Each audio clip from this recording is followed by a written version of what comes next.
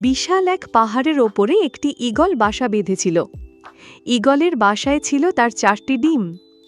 প্রতিদিন সকালে সে এগুলো রেখে খাবারের খোঁজে উড়ে যেত।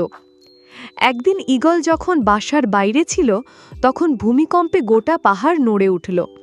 এতে ঈগলের একটি ডিম বাসা থেকে ছিটকে পড়ে গেল। গড়াতে গড়াতে সেই ডিম এসে পড়ল পাহাড়ের নিচের এক মুরগির বাসার উঠোনে। মুরগি সেই ডিমটিকে নিজের বাসায় নিয়ে এলো। মুরগিটি ঈগলের ডিমটিকে তার অন্যান্য ডিমের সাথে রাখল এবং খুব যত্ন করে সেটাকে তা দিতে থাকল। একদিন সেই ডিম ফুটে ঈগলের একটি সুন্দর বাচ্চাও বেরোলো। মুরগির বাচ্চাদের সাথে ঈগলের বাচ্চাটি বড় হয়ে উঠতে লাগল, কিন্তু সে ভেতর থেকে যে সবসময় অন্য কিছু অনুভব করত।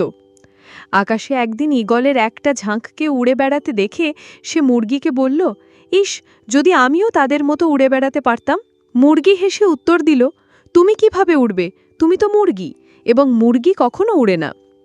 ঈগল মাঝে মাঝেই তার স্বগোত্রীয়দের উড়ে বেড়াতে দেখত এবং স্বপ্ন দেখত সেও তাদের মতোই উড়ে বেড়াবে। কিন্তু প্রতিবার সে তার স্বপ্নের কথা জানালে মুরগি বলতো যে এটা একেবারেই অসম্ভব। মুরগির এই কথাটি ঈগল বিশ্বাস করতে শিখল এবং তার জীবনটা বাকি মুরগিদের মতোই কাটিয়ে দিল। অনেকদিন এভাবে কাটানোর পর একদিন সে মারাও গেল। আসলে আমাদের জীবনেও এটা চরমতম সত্য। তুমি যা বিশ্বাস করতে শেখো, একদিন তুমি তাই হয়ে উঠবে।